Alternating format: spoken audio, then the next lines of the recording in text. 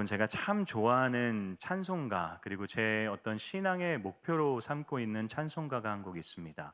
내 구주 예수를 더욱 사랑이라고 하는 찬송가인데요. 가사가 이렇습니다. 내 구주 예수를 더욱 사랑, 엎드려 비는 말 들으소서. 내 진정 소원이 내 구주 예수를 더욱 사랑, 더욱 사랑. 여러분, 제가 이 찬송가의 가사를 참 좋아하는 이유는 더욱이라고 하는 한 단어 때문이에요. 이 더욱이라고 하는 단어는 만족함이 없는 단어입니다.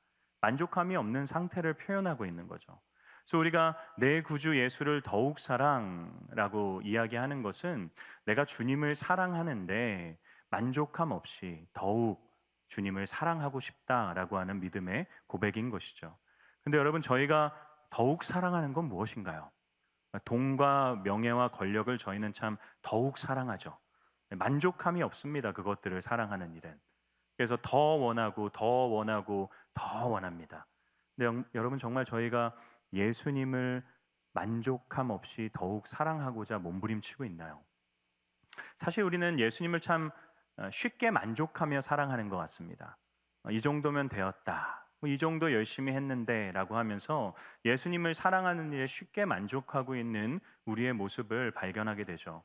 그러나 여러분, 저와 여러분은요, 만족함 없이 더욱 그분을 사랑해야만 합니다.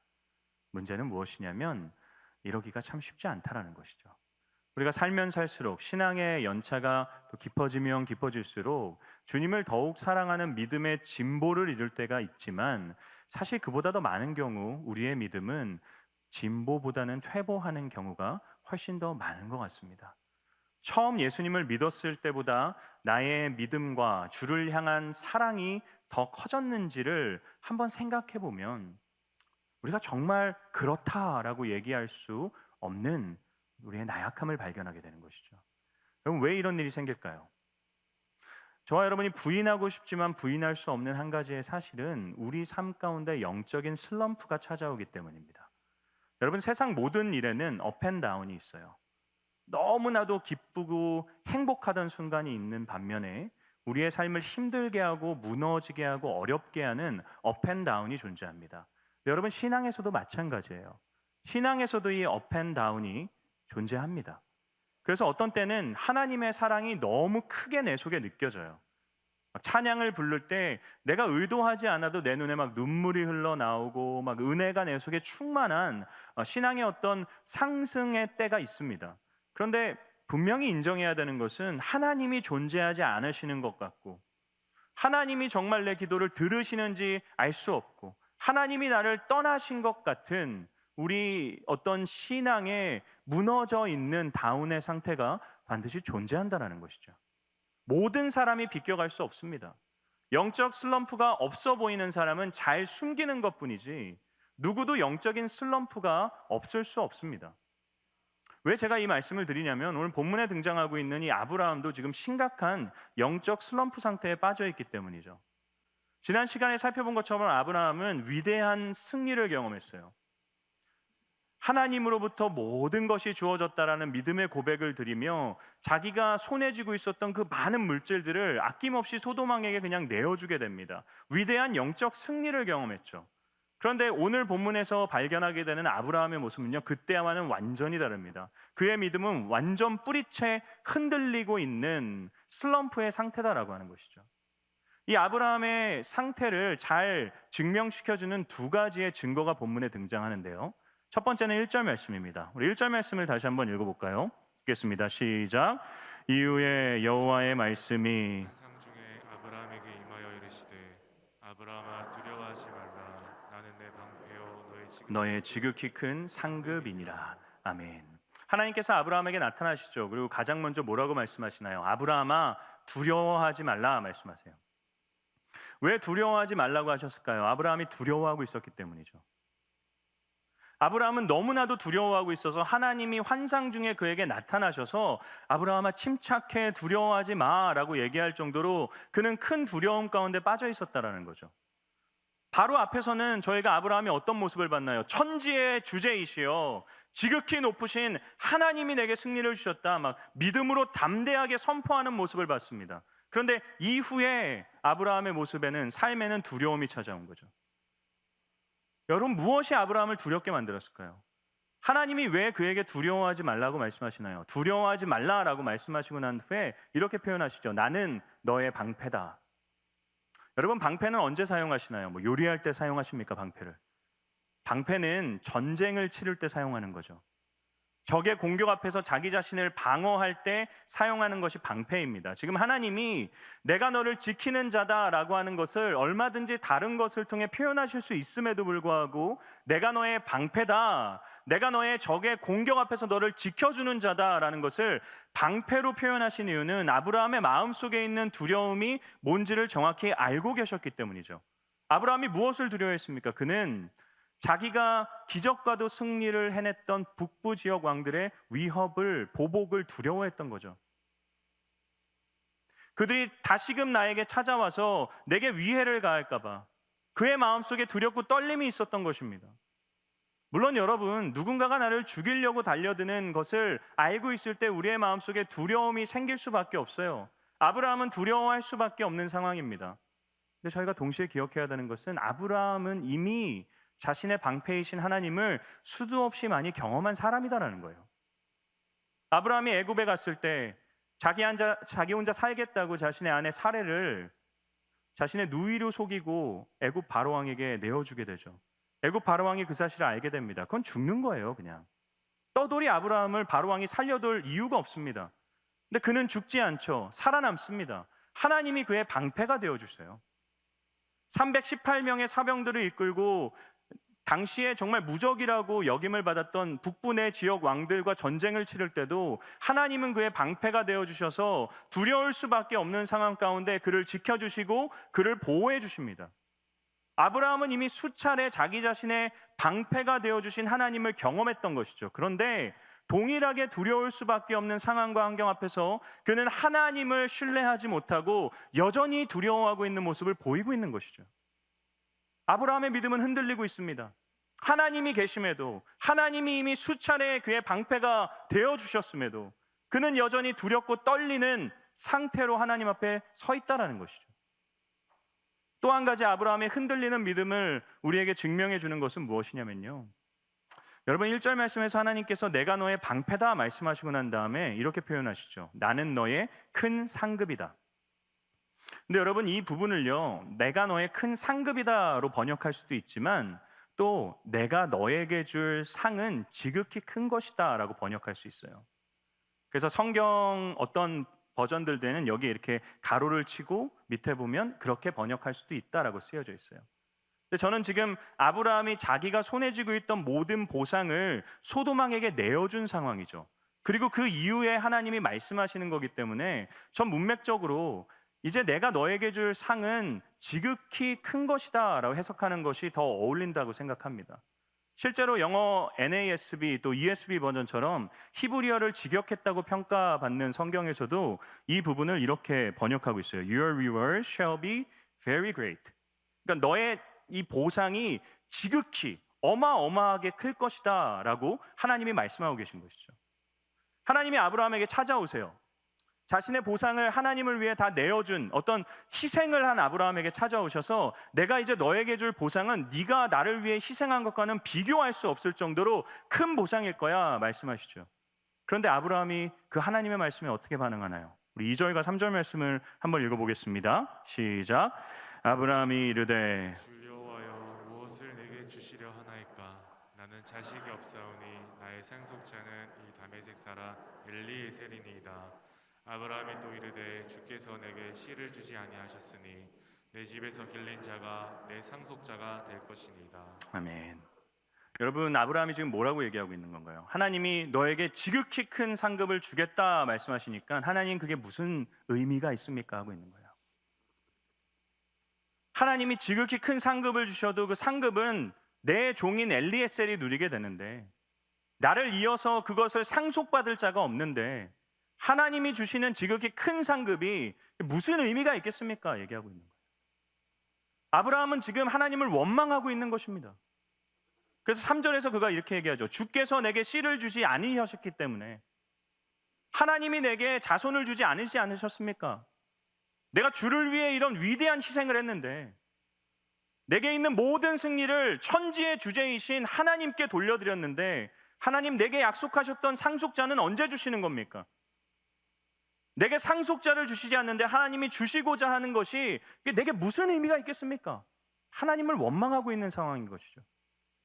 본문에서 발견하는 아브라함은요, 하나님이 계심에도 불구하고 하나님을 믿지 못하고 두려워하고 하나님을 원망하고 있는, 믿음이 송두리째 흔들리고 있는 상황이다라는 것입니다. 근데 여러분, 이 아브라함의 모습이 저와 여러분의 모습 아닌가요? 여러분, 아브라함에게 방패가 되어주신 하나님을 우리도 경험하지 않았습니까? 하나님 저와 여러분의 삶에 방패가 되어주셨어요. 우리가 의식하든 의식하지 못하든 간에 지금까지 지내온 모든 삶의 영역들 가운데서 하나님은 우리를 지켜주시고 보호해 주셨습니다. 우리의 간절한 기도의 제목에 우리가 그 기도 제목을 추적하지 않았을 뿐이지 하나님께서는 신실하게 응답하셔서 지금의 우리의 삶을 만들어내셨습니다. 우리는 이미 수차례 우리의 방패가 되셔서 우리를 사망의 음침한 골짜기에서 지켜주시는 하나님을 경험한 사람들이에요. 그런데 여러분, 우리는 우리를 두렵게 하는 상황과 환경이 찾아올 때 그 하나님은 잊어버리고 또다시 두려움 가운데 떨리고 놓여있지 않나요? 입으로는 천지의 주제이시고 전지전능하시고 위대하신 하나님이, 그 하늘에 계신 하나님이 나의 아버지시다라고 고백은 하는데 그 두려움의 순간이 찾아왔을 때 우리는 어쩌면 하나님이 계시지 않은 것처럼 살아가고 있지 않나요? 여러분, 우리에게도 이 아브라함과 같은 보상 심리가 깔려 있다는 걸 부인할 수 없죠. 우리의 삶 가운데서 우리가 원하는 일들이 이루어지지 않았을 때, 내가 바라는 대로 내 삶이 펼쳐지지 않을 때, 여러분, 우리도 하나님을 향해 이렇게 원망하지 않습니까? 하나님, 이게 뭡니까? 내가 주를 위해 예배도 참석했고, 내가 헌금도 드리고, 내가 이렇게 봉사하고 있고, 내가 열심히 신앙생활하고 있는데 하나님, 왜 내 삶에 내가 바라는 것들을 이루어주지 않으십니까? 하나님, 살아계신 거 맞습니까? 어떻게 나한테 이러실 수 있습니까? 우리 역시도 하나님을 원망하고 그 보상 심리를 가지고 본전 생각이 나서 끊임없이 하나님을 원망하고 의심하고 있는 상황 아닌가요? 여러분, 저와 여러분의 믿음은 고작 이 정도예요. 우리의 믿음은요, 갈대와 같습니다. 등불과 같아요. 작은 바람 하나 치면요, 한순간에 흔들립니다. 위대한 믿음인 것 같은데 삶의 여러 가지 어려움과 상황들이 찾아왔을 때 우리는 하나님을 믿음으로 두려워하지 않을 수 있는 자가 아니에요. 우리는 끊임없이 하나님을 원망하고 의심하는 자들입니다. 근데 여러분, 이 본문 말씀에서 저와 여러분이 바라봐야 되는 건 흔들리는 아브라함이 아니라 그 흔들리는 아브라함을 붙드시는 하나님이십니다. 하나님이 어떻게 하시나요? 자기를 믿지 못하고 두려워하고 자기를 믿지 못하고 원망하고 있는 아브라함을 내치지 않으셔요. 어떻게 하십니까? 말씀하십니다. 1절 말씀을 보면 여호와의 말씀이 환상 중에 그에게 임했다라고 이야기해요.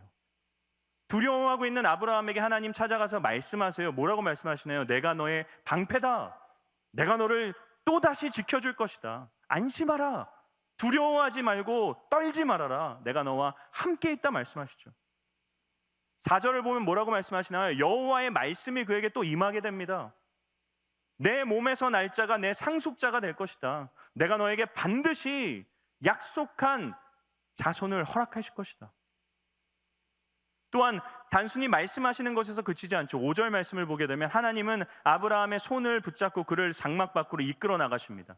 아브라함이 나간 것이 아니에요. 아브라함은 장막에 머물길 원했어요. 근데 하나님이 그를 붙잡고 이끌어서 밖으로 나오십니다. 그리고 하늘에 있는 별을 보여주시죠. 그러면서 너의 자손이 이 별처럼 많아질 것이다. 눈으로 확증해 주세요.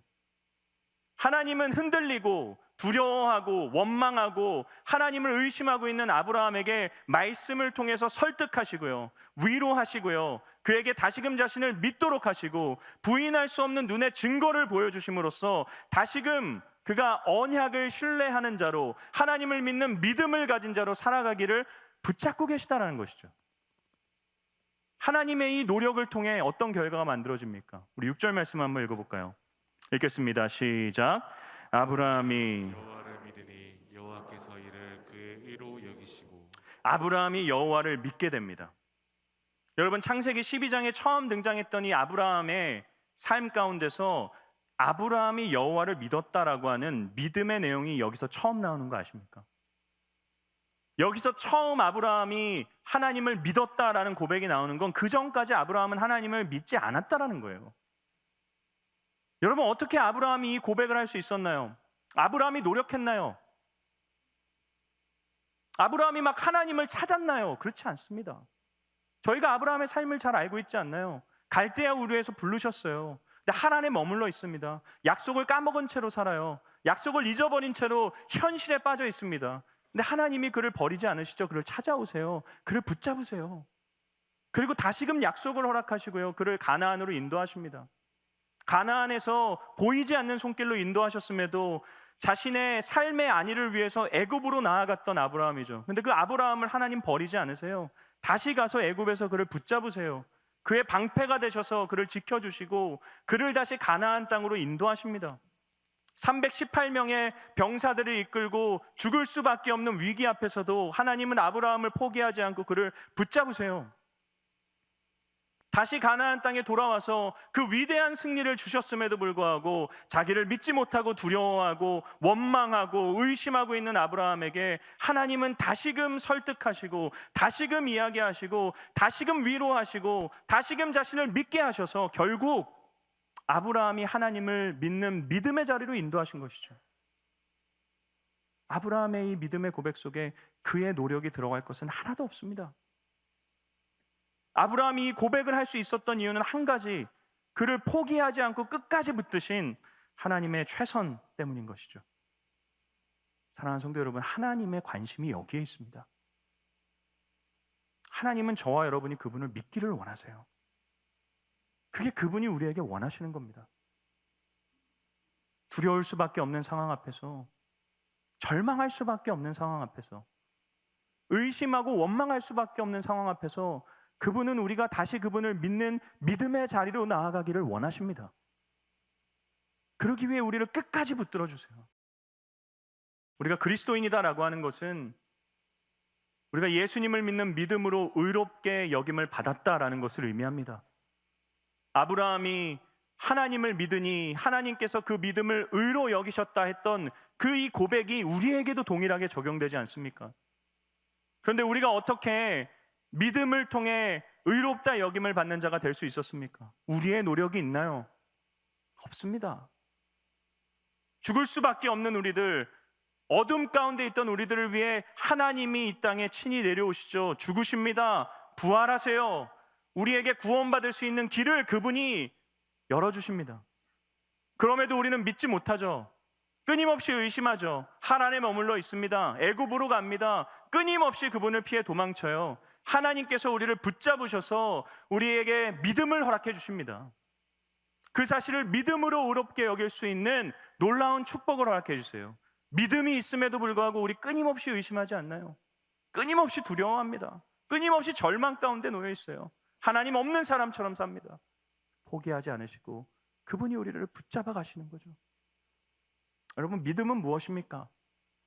믿음은 어떠한 상황과 환경 가운데서도 나를 포기하지 않으시고 붙잡으시는 하나님을 바라보는 힘입니다. 그게 믿음이에요. 절망의 순간 가운데서도, 다운의 순간에서도, 영적인 슬럼프에서도 하나님이 나를 붙잡고 계신다. 어떤 상황에서도 나는 그분의 손에 붙들려 있는 인생이다. 이걸 믿는 것이 믿음입니다. 여러분, 욥기를 보면요, 욥이야말로 가장 절망에 빠져있던 사람 아니었나요? 한순간에 모든 것을 다 놓쳤어요. 두려울 수밖에 없습니다. 하나님께 원망이 생길 수밖에 없어요. 하나님 의심할 수밖에 없어요. 하나님, 이게 뭡니까? 왜 내 삶에 이런 걸 허락하십니까? 내가 뭘 잘못했습니까? 욥이 뭐라고 하는지 아십니까? 내가 앞으로 가도 뒤로 가도 왼쪽으로 가도 오른쪽으로 가도 하나님을 찾을 수 없다라고 얘기해요. 근데 그의 고백은 거기서 끝나지 않습니다. 그 고백을 한 욥은 욥기 23장 10절에서 이런 고백을 이어서 합니다. 함께 읽어보겠습니다. 시작. 그러나 내가 가는 길을 그가 아시나니 그가 나를 단련하신 후에는 내가 순금같이 되어 나오리라. 아멘. 내가 앞에도 뒤에도 왼쪽에도 오른쪽에도 하나님 보이지 않는다는 것은 절망의 순간에 모두가 할 수 있는 고백입니다. 굳이 믿는 사람이 아니어도 돼요. 모두가 할 수 있는 지극히 자연스러운 감정적인 반응입니다. 그런데 10절의 고백, 그러나 내가 가는 길을 그가 아시나니 그가 나를 단련하신 후에 정금같이 나온다라고 하는 이 고백은 아무나 할 수 있는 고백이 아닙니다. 믿음을 가지고 있는 사람들만 할 수 있는 믿음의 고백인 것입니다. 사랑하는 성도 여러분, 우리의 희망을 거기에 두십시오. 두렵습니다. 절망이 있습니다. 괴로움이 있어요. 없는 것이 아닙니다. 우리는 거기서 꿈틀댈 수밖에 없어요. 그런데 하나님이 우리를 포기하지 않으십니다. 붙들어 주세요. 그 하나님을 믿는 믿음을 보이는 것, 그게 하나님의 기쁨이 되는 방법 아닌가요? 제 첫째 아들 로이는 저를 닮아서 겁이 많습니다. 이거는 거짓말을 할 수 없기 때문에 제가 솔직하게 밝힙니다. 저를 닮아 겁이 많아요. 제가 밴쿠버에 있을 때 저희 아이들이 자던 방 바로 옆에 세탁기와 건조대가 있었어요. 조금 이른 저녁에 첫째 아들이 혼자 자는 걸 무서워해서 제가 책을 읽어주고 기도해주고 옆에 누워가지고 잠들기를 기다리고 있는데 건조대 안에 청바지가 돌고 있었는데 그 청바지의 그 단추 부분이 이 건조기의 그 유리를 계속 톡톡톡 쳤던 거예요. 근데 제 아들이 갑자기 저한테 확 안기더니 제 손을 꼭 잡더라고요. 벌벌 떠는 거예요. 그래서 이런 얘기를 했습니다. 아빠, 밖에 도깨비가 있는 것 같아. 제일 무서워했던 게 도깨비였거든요. 제가 그 아이에게 도깨비가 존재하지 않는다는 것을 논리적으로 설명하지 않았어요. 그렇게 얘기했습니다. 아빠가 도깨비보다 더 세. 걱정하지 마. 그러니까 자도 돼. 아빠가 지켜줄게. 이 아이가요, 응 아빠 하더니 손을 꼭 붙잡고 잠이 들더라고요. 제가 자고 있는 이 아이의 모습을 보는데 그게 너무 행복했어요. 여전히 밖에서는 틱틱틱틱 되는 소리가 계속해서 나고 있습니다. 그 아이를 두렵게 하는 상황과 환경은 바뀐 것이 없어요. 그런데 내가 그 모든 두려움의 문제보다 더 강하다라는 얘기를 듣고 제 안에서 평안을 누리는 것이죠. 전 이게 너무 행복했습니다. 하나님 아버지도 마찬가지 아니실까요? 여러분, 우리를 두렵게 하고 우리를 원망하게 하고 절망에 빠뜨리는 모든 문제들은 하나님보다 크지 않습니다. 단지 우리가 하나님을 그만큼 믿지 못하고 있는 것뿐이에요. 여러분 기억하십시오. 내가 누리는 평화의 수준은 내 믿음의 수준에 비례합니다. 문제 때문에 내가 평화를 누리지 못하는 게 아니라 그만큼 하나님을 믿지 못하기 때문에 평안을 누리지 못하는 것입니다. 내 믿음이 더 세지면, 내 눈이 그 하나님을 바라본다면 우리는 어떠한 문제 앞에서도 두려워하지 않을 수 있습니다. 그래서 여러분, 우리는 어린아이의 믿음을 가져야 돼요. 진짜 신앙의 아이러니는 믿음이 깊어지면 깊어질수록 어린아이의 믿음이 된다는 것입니다. 앞뒤를 죄지 않아요. 하나님이 두려워하지 말라 말씀하셨으면 어린아이처럼 두려워하지 않습니다. 상황과 환경이 여전히 있어요. 여전히 두렵습니다. 두려울 수밖에 없어요. 근데 하나님이 두려워하지 말라 하셨기에 그분을 믿는 믿음 안에서 내 삶에 영향을 끼치는 것, 그게 어린아이의 믿음 아닌가요? 저는 이 어린아이의 믿음을 성경에서 잘 보여준 사람이 사도 바울이라고 생각합니다. 그리고 이 사도 바울의 고백이야말로 이 예배당을 떠나는 우리가 마음에 품어야 되는 고백이라고 생각해요. 여러분, 사도행전 27장 25절 말씀인데요, 우리 이 말씀을 큰 소리로 한번 읽어보겠습니다. 시작. 그러므로 여러분이여 안심하라. 나는 내게 말씀하신 그대로 되리라고 하나님을 믿노라. 아멘. 이 성전을 떠나는 여러분에게 이 한 문장을 드리고 싶습니다. 저를 따라해 보시겠습니까? 안심하라. 안심하라. 나는 하나님을 믿노라. 나는 하나님을 믿노라. 안심하라. 나는 하나님을 믿노라. 상황은 두려울 것입니다. 상황은 절망일 것입니다. 불안할 것입니다. 의심이 뭉글뭉글 올라올 것입니다. 그때마다 여러분의 영혼을 향해 외치십시오. 안심하라. 나는 하나님을 믿노라. 이것을 믿음으로 선포할 때마다 상황과 환경에 흔들리지 않는 믿음을 가지고 한 주간 살아낼 수 있는 은혜 주실 줄을 믿습니다. 그렇게 살아가는 저와 여러분의 한 주가 될 수 있기를 우리 주님의 이름으로 축원합니다.